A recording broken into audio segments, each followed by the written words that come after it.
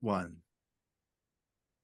Good morning. I'm Darrell Gunter, your host for Leadership on WSOU 89.5 FM and streaming on the net at WSOU.net. Well, I'm so happy to have back in our studio the folks from Gust. Well, now we have the people who actually run it, not the gentleman, David S. Rose, who founded.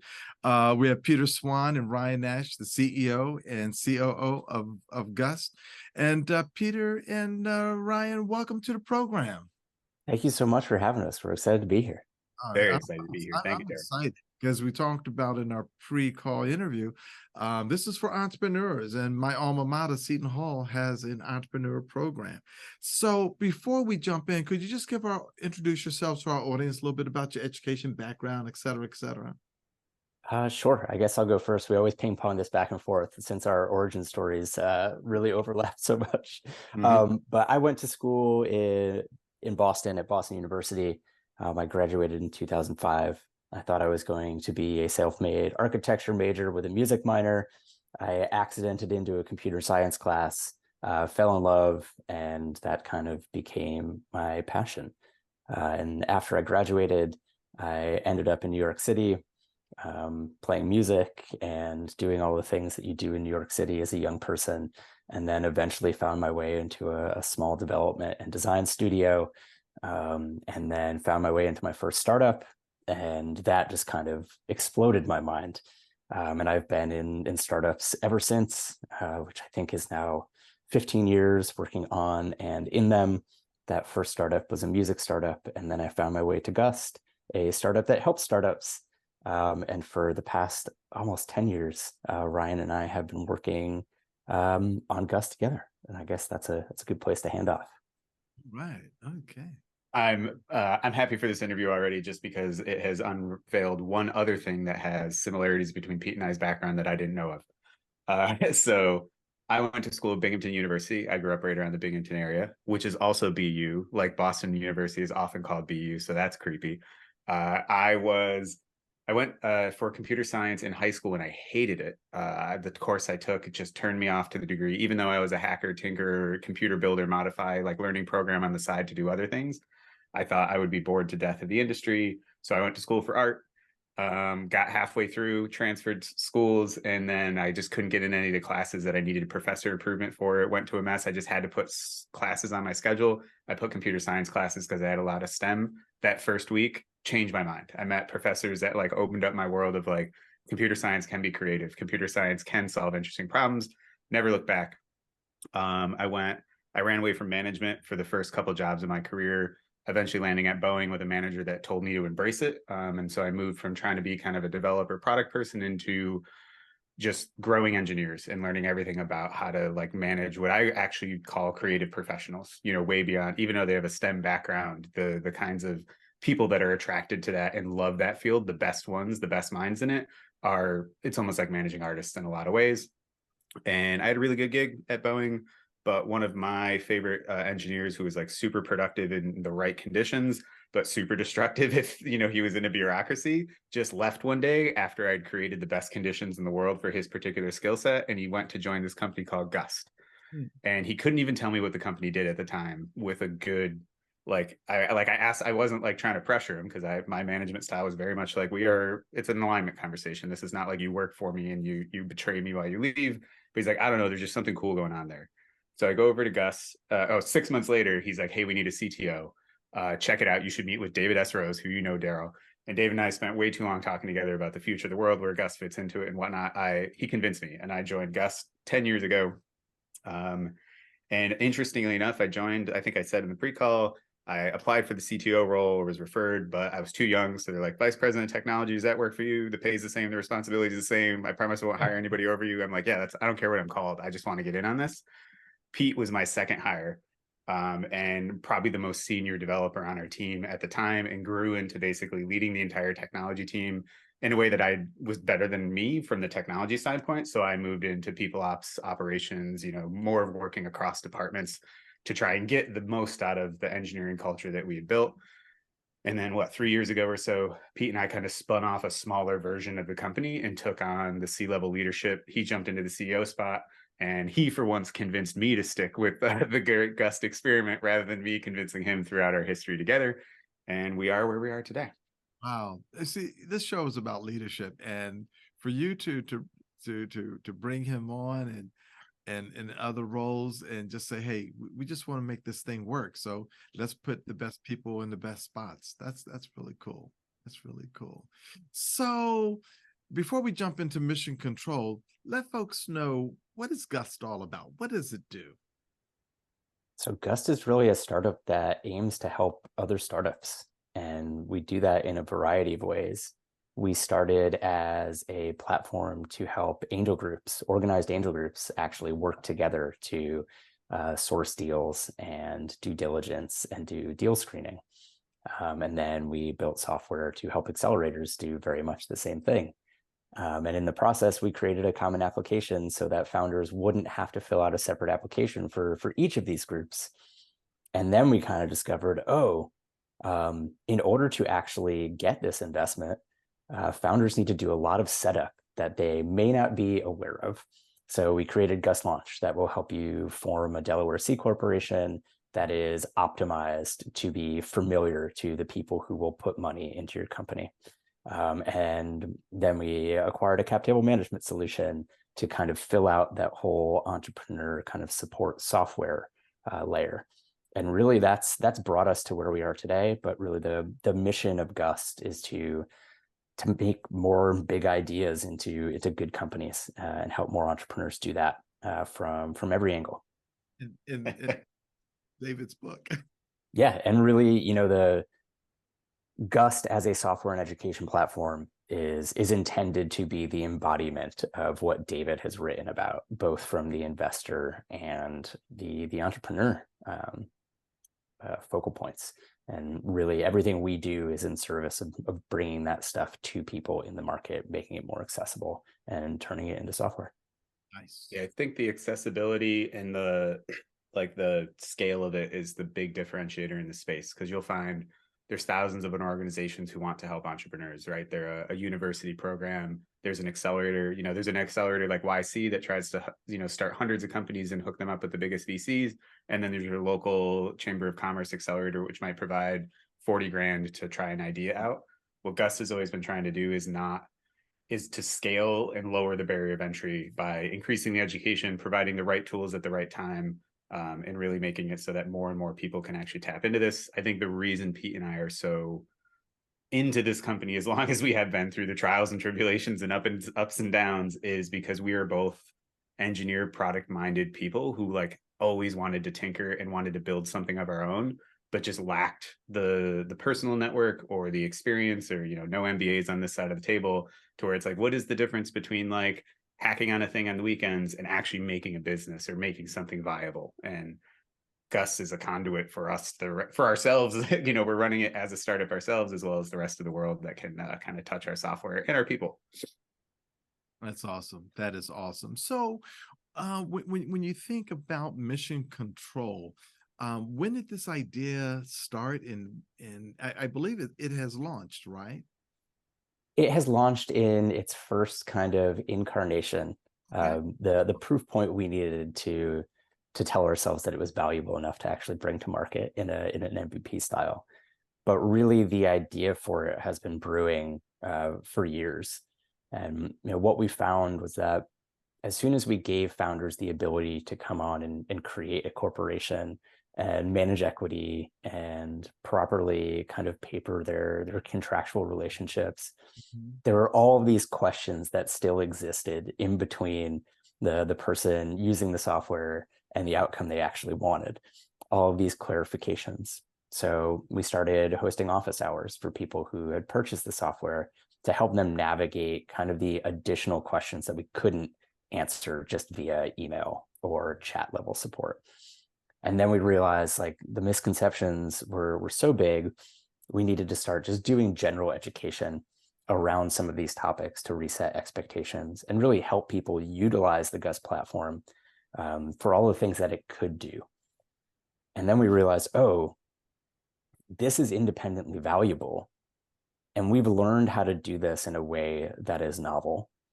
And we've assembled a network of people who are like-minded in terms of how they approach this, which is education first.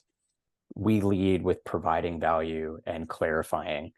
We don't ask for customer relationship immediately, because startups are cash strapped and it's difficult, right? So we've assembled this network of people who are all bought into this idea of leading with education and are all interested in the idea of supporting founders earlier than they can from a pure business standpoint. So what Mission Control is really designed to do is pull that out and basically provide a drop-in network for people, whether it's their first time starting a company or fifth. We find that lots of people still have misconceptions or misunderstandings that can derail a big idea. So really, this is the drop-in network of people and service providers and virtual sessions that is available for you as you are trying to turn an idea into a company, to come get actual feedback from other people who are experts in the space, to answer those questions. Heck, to even form the right questions out of kind of this miasma of misunderstanding around equity and early structure, to tell you what an 83B is and to tell you why Delaware, and to answer all of the questions underneath outside of a billable hour structure, outside of a pre-existing network. You don't have to go and find the right lawyer. So it's an experiment. We're really excited about it. So far, the feedback we've gotten has been really encouraging, and it's really giving us, I think, a lot of motivation to pursue it. And yeah, we're really hopeful that it's going to be very valuable to founders. It's kind of what we wish we had when we looked at it from the individual contribution standpoint and said, like, okay, what would it take for me to feel comfortable making that leap? And that's really what we've tried to put together. I do want to provide a little bit of context for your audience, because we are throwing around a Gust inside baseball terms a little bit. Pete mentioned it previously. Gust Launch is our kind of like SaaS product that does all the boring back office stuff for a founder. So if you knew what you were doing, or even if you don't, but if you trusted us based on our brand and our marketing site, Gust Launch is like the click next to continue to set up a company. We literally file your articles of incorporation in Delaware. We act as your registered agent. We help you set up, governance, bylaws, do stock grants. There's a ton of guardrails in there. But what we realize is, like, even with the guardrails, think of like an Excel file on steroids for your cap table where you can't do things that you shouldn't be able to do. We still had such a gap between inspiration of an entrepreneurial idea and actual execution of a real business. Mission Control is the product that we're kind of building on top of Gust Launch, which is hilarious because Gust Launch is built on top of a cap table solution. Mission Control is built on top of the guardrails of Gust Launch, and it's really we're extending the space flight metaphor quite extremely. But like Mission Control is the idea of like, hey, even if you had all the knobs and buttons in the flight plan and you had all this information and these power tools to do it, what's like, when do you press the button? Like how often, when's the right time? And so we're trying to scale it through software and through people, but we're trying to be the Mission Control solution for anybody starting something wherever they're coming from. I was going to get to that question of where did the name came from, but now you've explained it. But I guess, hearing the Boeing thing early on. He came up with Mission Control, actually. So I wanted to call it ground control because I nerded out and I went down into like ground control does the really boring stuff. It's literally like it's everything before the rocket takes off. So it's like trucks that literally move fuel between buildings and open up warehouses and like salt the roads if it's whatever. I'm like, that's the boring stuff we're great at. But Mission Control is a little bit more aspirational, and it also gives us some room because like post-launch, mid-flight, return to orbit, escape velocity. There's a lot of fun stuff we can do. That's great. And okay, so I remember the early days that Gust there was no charge for. I mean, there's like some years ago. What are the offerings now, and what are the pricing for the offerings? So from an entrepreneur standpoint, we have two primary offerings in market now. The first is Gust Launch, which, as Ryan mentioned, will help you incorporate, give you access to kind of early legal agreements, allow you to issue equity to founders, give you a cap table. That starts at $300 per year. There is a middle tier with a little bit more access to things like issuing safes and convertible notes to bring in early capital. And then there's a third tier that when you're bringing on that first handful of W-2 employees and you're looking to start granting stock options or establish an equity incentive plan, includes all the things you need to do for that. So that's a yearly subscription that covers registered agency and access to the cap table management software, very software-based product offering. And then what we are launching now under the Mission Control banner is going to be a flat rate $99 a month subscription. You can cancel anytime, but basically if you are actively pursuing this and you need a network of people to help you navigate and a network of people to utilize when we help you identify those critical, strategic, and forward-looking issues, then we think it's a pretty economical approach to leveraging kind of the network we've built and the goodwill we've built to help you. That's a lot of intellectual capital. Wow. A lot of Yeah, that. and you know, I should say we are not lawyers and we are not accountants, so you will not be getting, you know, direct legal advice from us about your company. Right. But in terms of people who have a perspective across kind of the different pieces of how all of this works, ours is pretty wide. So what we can do is really help you understand the different pieces, when you need them, when to seek those professionals. And we've built a network of those professionals that are willing to give us discounts because of the relationship that we have. So, you know, our hope is that we can save people a lot of mistakes that will be costly down the road, and that we can save you at least a billable hour per month from a lawyer or an accountant. We can't replace them. Every startup needs a lawyer. We have assembled a network of great ones, but our goal is to help you optimize your billable hour time for strategic needs. And we can help you figure out what those look like and when they're necessary and when they're distractions. Very nice. And of course, it's at your main site that all of these offerings are there, which is gust.com. That is correct. And we are currently developing the marketing material for the new Mission Control program. We began the Mission Control offering by launching what we thought of as an intensive. So it was a 6-week program that had kind of a structured curriculum and an intended outcome, just to exercise all of the operational mechanisms and see if this was valuable to people, and if we felt comfortable about that value exchange, and whether everybody else was really excited about it as well. So we just finished that 6 weeks, 2 weeks ago now? Yeah, I think this would be week 8 technically, since we pulled the trigger. And now we are kind of revamping these things to launch the subscription. Were those live courses?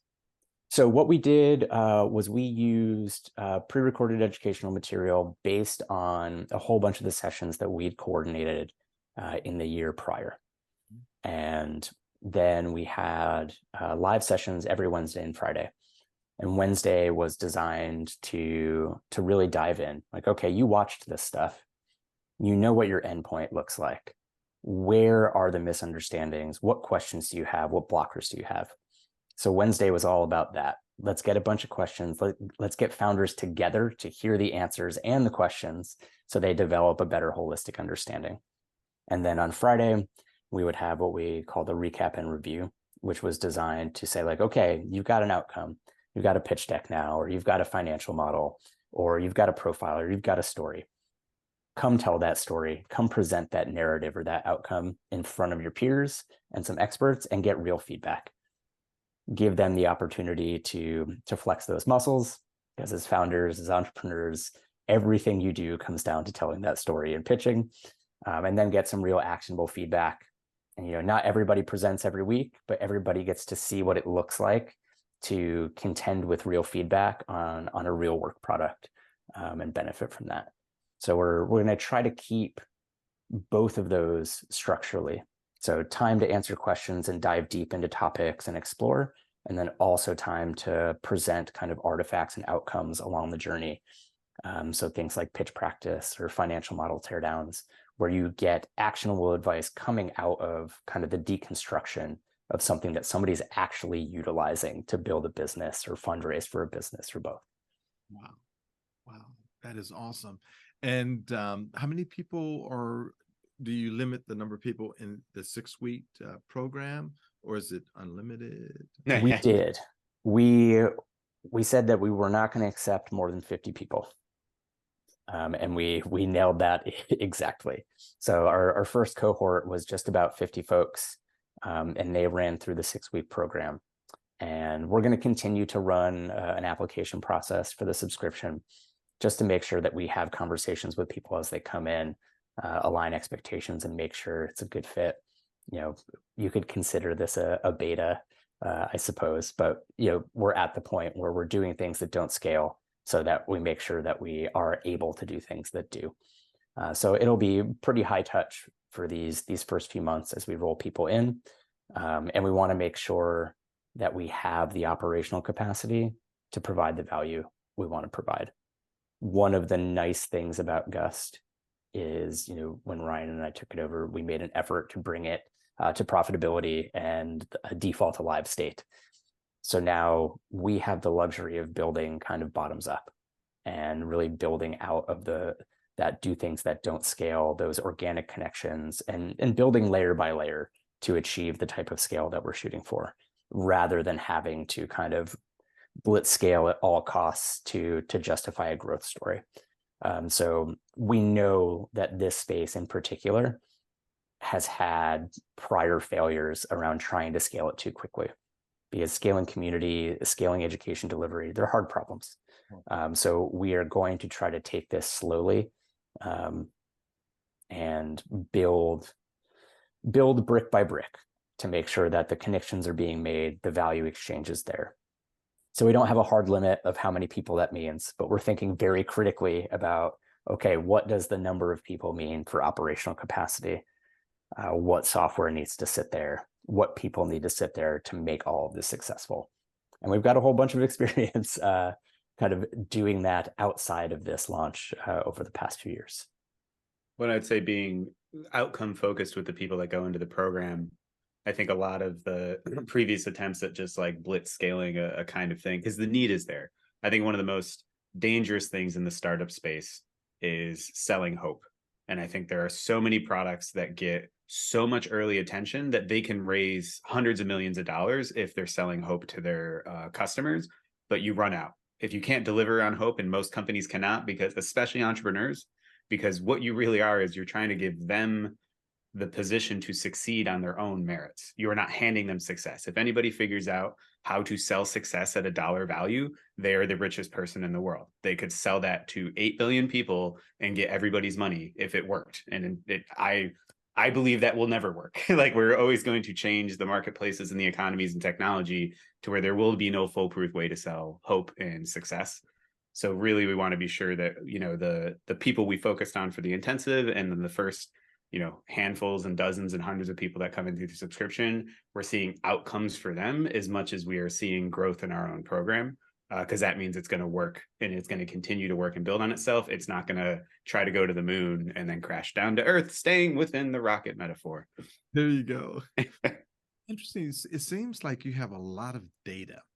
And I'm just wondering, with what you have learned over the last few years with this data, have you considered to publish what we call a peer-reviewed article, because you have all this great data and outcomes, and that some people might want to call it a white paper, but something about the peer-reviewed paper, it goes the next level above a white paper. Have you considered that?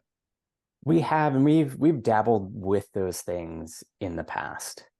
The difficulty is, we're starting to stitch all of this together now in a way that we haven't before. And startups by nature are a relatively small ecosystem even to begin with. And right now we are working with an even smaller subsection of that.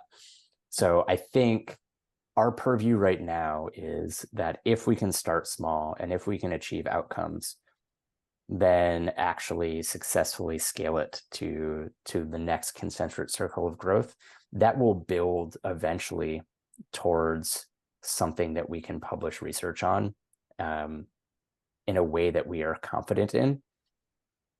But looking back at all of the retrospective data, when we weren't actually attempting to do what we're doing now, comes with some really interesting challenges in terms of correlation and causation, and even just like looking at it from the lens that we have with how we're moving forward.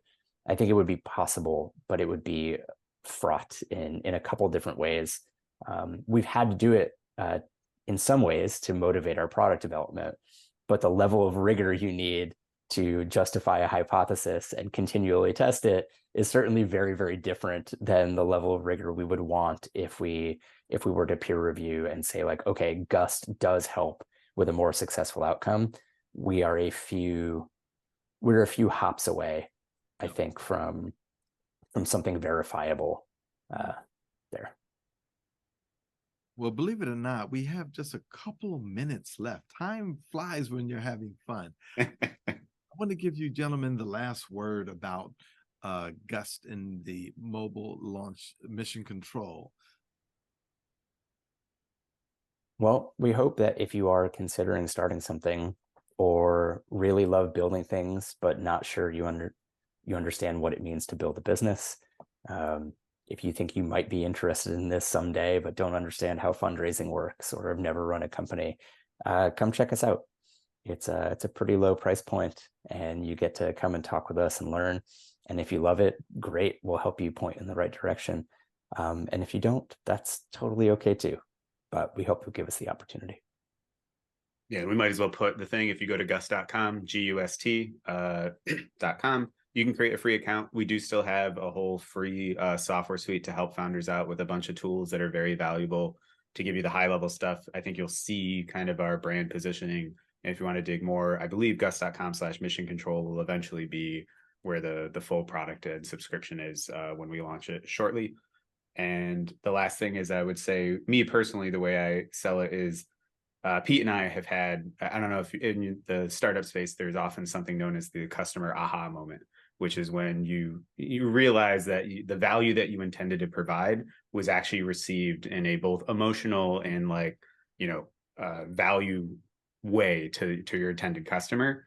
Pete and I have had so many aha conversations with founders throughout the years, running this. So much stuff just got buried into our head because we had to build software product around this, that we became experts in a field that I don't think I even talked to lawyers who have incorporated hundreds of companies, who have IPO'd their own company and things like that, and give them a question where they're like, I can't really remember how that works. And Pete and I can just like get it off the cuff because we've just been steeped and immersed in it.